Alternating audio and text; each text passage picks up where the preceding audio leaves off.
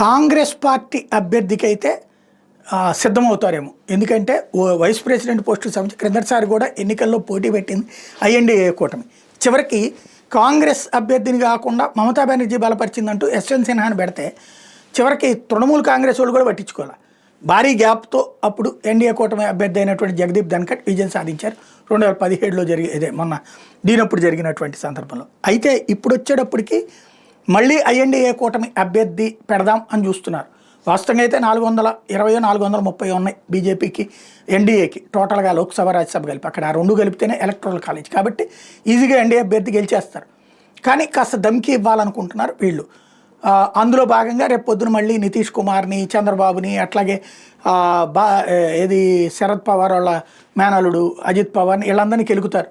మీరు మనస్సాక్షితో ఓట్లేయండి, మా అభ్యర్థికి ఓట్లేయండి, ఇట్లాగా బీజేపీ అభ్యర్థికి కాదు అన్నటువంటి కోణంలో. అయితే కాంగ్రెస్ ఇప్పుడు ఏమంటుందంటే ఐఎన్డీఏ కూటమిలో మా అభ్యర్థిని పెడతామంటుంది. క్రిందసారి కాంగ్రెస్ వాళ్ళు యశ్వంత్ సిన్హాకి ఓట్లేదు. ఇప్పుడు ఏం చేస్తారో చూడాలి.